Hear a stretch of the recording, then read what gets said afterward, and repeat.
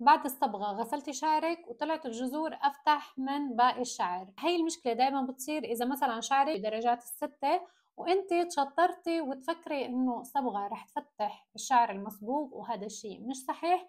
فرجعتي صبغتي مثلا لون 7 وانت مفكرة انه اذا صبغتي اللون 7 رح يفتح كمان الشعر المصبوغ برقم 6، بصير كله 7. فشو تطلع النتيجة معك؟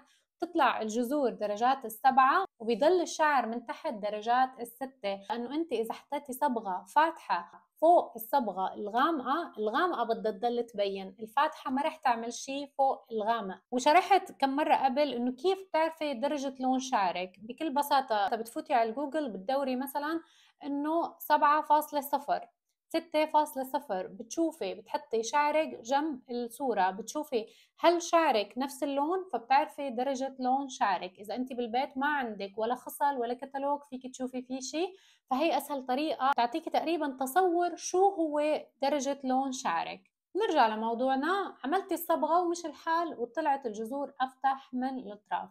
مثل المثل اللي حكيته، انت شعرك من تحت 6.0 وصبغتي 7.0، لقيت الشعر من فوق فاتح ومن تحت ضل على حاله. بتجيبي 6.0 وبتقدري تصبغي وهو شعرك مبلول. تخلطي الخليط كتير منيح وهو شعرك مبلول، بتوزعي الصبغة لحد المكان اللي بتحسي انه في فرق باللون. بتتركيه شي 15 دقيقة وبعدين بتغسلي شعرك. هيك رح توازني اللون ورح يطلع شعرك كله قطعة واحدة لون متناسق. إذا مش متوفر عندك ولازم تشتري اللون، فيكي تعمليه مرة تانية بس على الجذور لو كان شعرك ناشف أو مبلول اللي بدك إياه. تستني شي 20 دقيقة أو 25 دقيقة إذا شعرك ناشف، وبعدين بتغسلي شعرك. هيك بتكوني صلحتي اللون.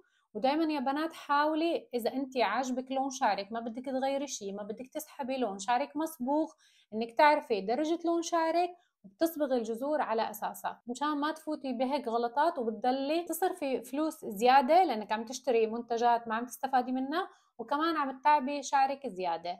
فهي افضل طريقه مشان ما تتعبي شعرك كتير، بنفس الوقت بتحصلي على لون كتير حلو.